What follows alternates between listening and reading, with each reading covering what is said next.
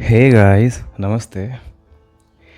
मैंने खुद की ज़िंदगी में कई सारे बदलाव देखे, कई सारे ऐसे रुझान देखे जिसको मैं चाहता नहीं था, जिसके लिए मैं कभी तड़पा नहीं था, जिसके लिए मैं कभी तरसा नहीं था।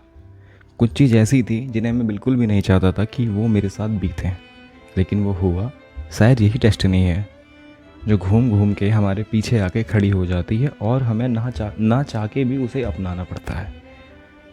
और उसे अपना लिया तो थोड़े से दुख बढ़ जाते हैं। आने वाले समय में वो चीज़ें होती हैं जो कभी भी सोच में नहीं आती।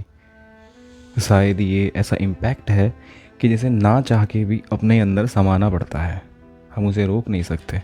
मैं खुद से नफ़रत करने लगा था, खुद की बातें मुझे चुभती थी, मैं खुद से बात करना भी पसंद नहीं करता था। मैंने अपने कमरे में पड़ा हुआ शीशा तोड़ दिया कि मैं खुद को देख ना पाऊँ। लेकिन कमबख्त ये दुनिया मुझे बार बार आके मेरा वो चेहरा दिखाती गई जिससे मैं नफ़रत करता था।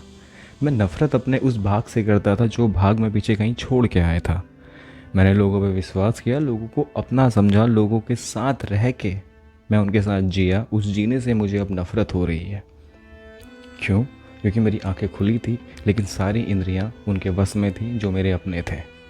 बात यहाँ पे लड़की की नहीं हो रही, बात यहाँ पे इश्क मोहब्बत की नहीं हो रही, बात यहाँ पे उन लोगों की हो रही है जो सो कॉल्ड हमारे अपने होते हैं।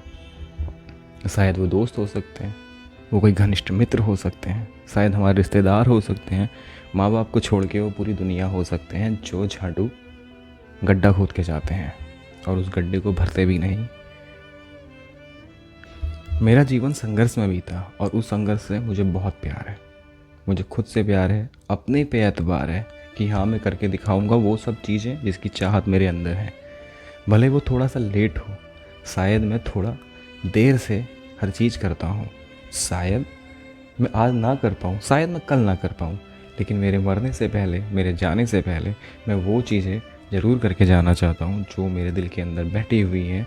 मैं ये नहीं चाहता कि पूरी दुनिया मेरे सामने आके झुक जाए। मैं ये नहीं चाहता कि मैं करोड़ों की संपत्ति बना के पानी में बहा दूँ और बोलूँ जस्ट चिल ब्रो, ये लाइफ है।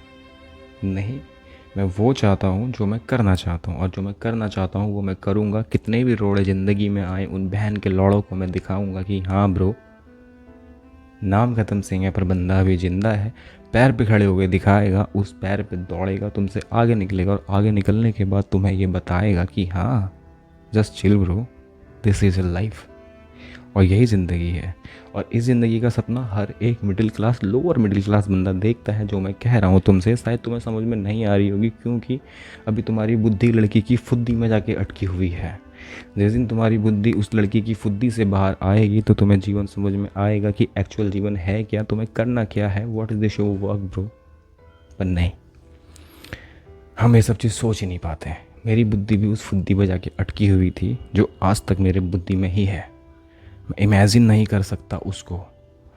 अब मैं उसके घर को तोड़ चुका हूँ, उसको जला चुका हूँ, उसको ख़त्म कर चुका हूँ, शायद मैंने उसकी राख मिटा के भी कहीं फेंक दी है। वो एक जीवन था मेरा बीता हुआ, लेकिन मेरा आज क्या चल रहा है, मेरा आने वाला कल क्या होगा, ये मेरे द्वारा डिसाइडेड है।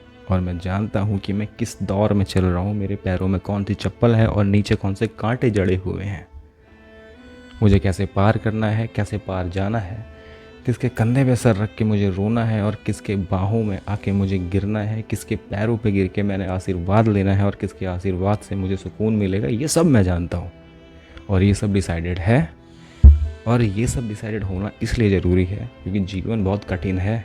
और इस जीवन में लोगों को ढूंढ ढूंढ के अगर उनसे सहारा मांगने की कोशिश की तो एक दिन वो तुम्हें ढूंढ ढूंढ के तुम्हारी गांड मारने पे मजबूर कर देंगे तुम्हें, कि तुम उनका लौड़ा चूसो दिन भर और उसके बाद बोलो wow bro, this is so tasty, I love him. तो ऐसा मत करो, खुद के अंदर झांको। ख़त्म सिंह की बातों को चाहे इग्नोर कर सकते हो करो, लेकिन खुद के अंदर झांकना बहुत ज़रूरी है। अगर खुद के अंदर झांक गए तो पूरी दुनिया कदमों में होगी। कदमों का मतलब ये नहीं कि सब आके भाईजान भाईजान सलाम, हे राम हे राम, हे भैया ऐसा करें, नहीं। खुद के कदमों में दुनिया के होने का मतलब कि तुम जहाँ पे खड़े हो तुम्हारा सुकून तुम्हारे पास है। तुम जिस जेब में हाथ डालोगे उस जेब में सुकून है, उस जेब में ऐसे फरफराटे हुए तुम्हारे दिल की तसल्ली है। समझे?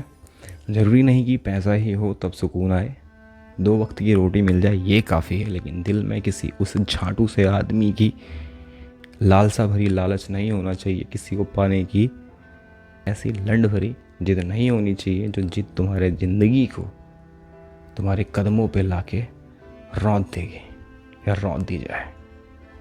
तो बाय बाय।